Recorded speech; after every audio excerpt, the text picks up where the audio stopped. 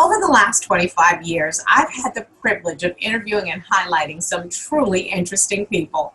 Everyone who is anyone, both the famous and the infamous, from presidents and their first ladies to kings and queens, movie stars and pop stars, captains of industry, heads of state, sports personalities, innovative entrepreneurs, and some pretty fascinating everyday people.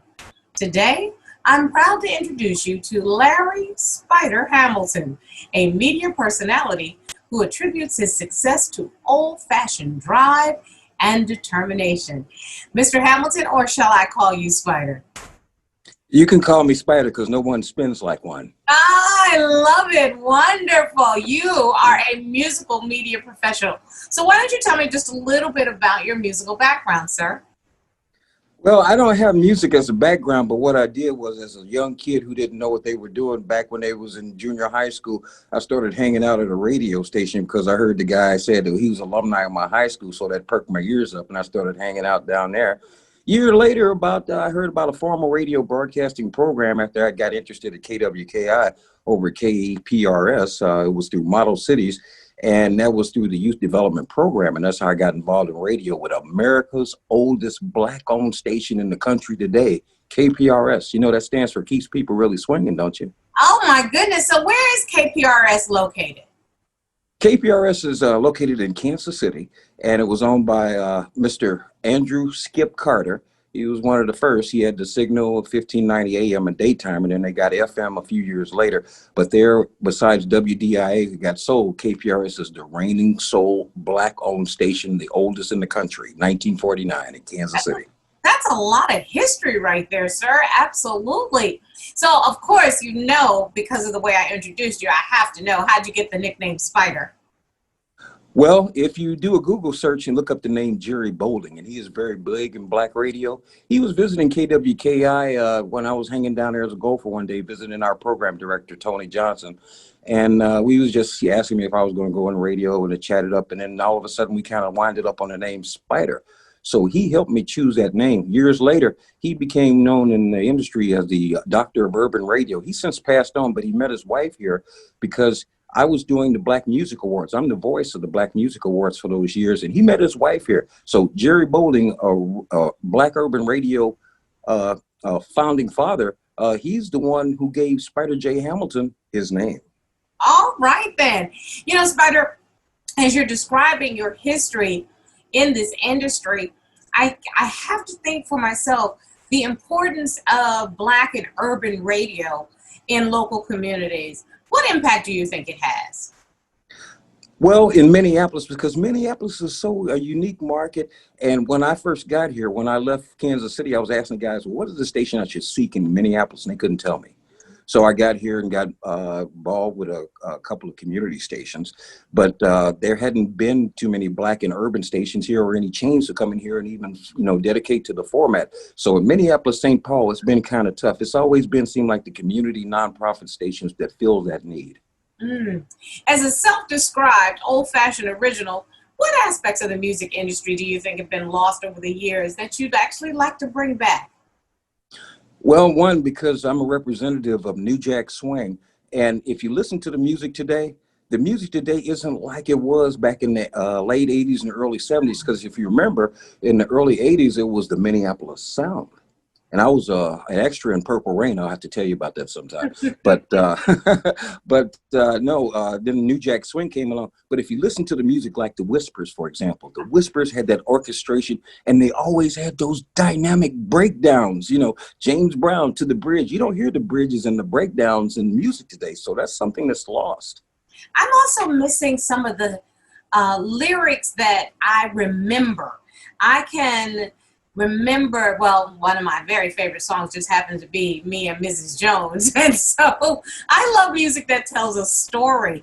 I think that's a little bit that's missing nowadays, sir. Well, yeah, too. And also the singing groups, you know, you remember groups like the Stylistics, the Dramatics, groups like Dayton, you remember Midnight Star, even the Ohio Players, we go back to the OJs, you know, the groups out of the Philadelphia Sound. Earth, Wind and Fire, Memphis. Brothers Johnson. Yes, That's that good music that I remember and I love. Well, you know, we miss that music because now everything is done on computer and done on laptop. You don't hear the live instruments as much as you used to. Remember, Minneapolis was the place that established the Minneapolis sound with the funk synthesizer. Remember that? Oh, yes, indeed. And I know Jimmy Jam and Terry Lewis very, very well. So they were Minneapolis boys. That they brought the funk when it came to that Minneapolis sound. Well, you know, this is a secret you probably didn't know. Before Jimmy left with the time, him and I were spending together at a nightclub in downtown Minneapolis called the Foxtrot. This was before he left to go with the time. I knew Jimmy before then. He was used to spend at a place called the Disco Track. But when Kyle Ray, one of the biggest black DJs here in town, got taken from us, Jimmy was called to fill in, and it was me, Jimmy, and Billy Bump at the Foxtrot in downtown together back in 1980. Well, see, you bring a lot of institutional knowledge to the urban music scene, and I love being able to just find out a little bit more and a little insight. So, Spider, what projects are you currently working on?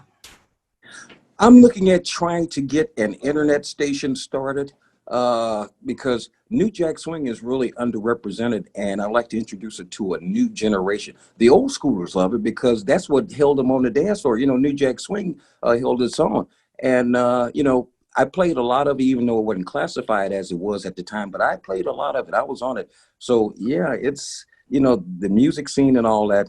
I don't know where it's at now because of the COVID thing, but we'll have to see after that plays out. Spider, what personal qualities of yours do you think help make you such an outstanding radio personality? Okay, dedication, being, you know, pursuing after it, reading up and staying in touch with the trades, trying to stay, involved with them and with other disc jockeys to kind of, you know, hear them. I go to the Upper Midwest Conclave every year to kind of learn and exchange. So it's about being involved in the business, and it's about, you know, seeking after it because it's about, continuous improvement. I would say that in a word. Absolutely. In my business, in the law, and in journalism, you have to continually educate yourself so that you can remain relevant to the next generation that you hope to influence.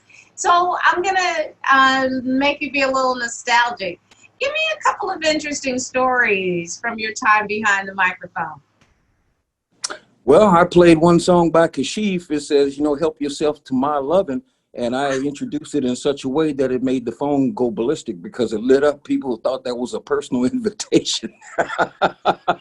Help yourself to my love. It's Kashif. And people thought I'm asking them to help themselves to me. Spider, you are a bad boy. I can already tell right there.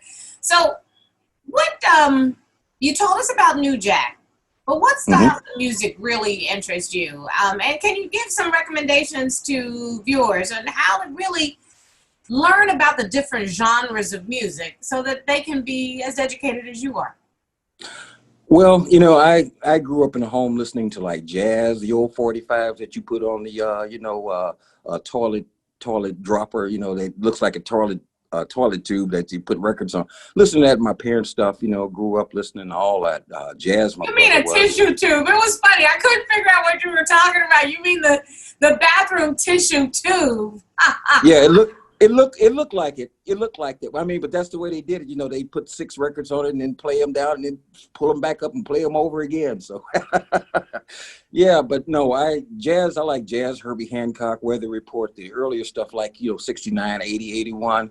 But really, New Jack Swing, the reason why I settled on that is because, well, everybody here in town is either fighting to be who's the best R&B, who's the best old school, who's the best hip hop, who's the best this, that. But New Jack Swing wasn't being represented. So I represented an area and opened up an area that in Minneapolis, St. Paul, as a matter of fact, for North America, when it comes to New Jack Swing, Spider J. Hamilton, double O is all you need to know. And the double O stands for original old schooler because I was established in 1970.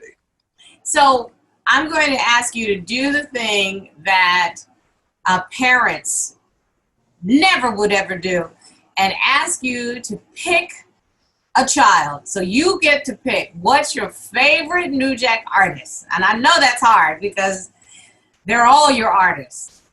But who's your favorite? Well, it'll be a toss-up between Guy and Basic Black. Guy and Basic Black. Hey, what's up going on, Spec Turner? But Guy and Basic Black, it's a tie between the two. So, Spider, I get asked this question all the time. how can I do what you do, Miss Jones? And my response is always the same. You're going to need to do what I did. So when I ask you, for the young people out there that want to do what Spider does, what's your answer, sir? Be an apprentice, be a learner, be a disciple.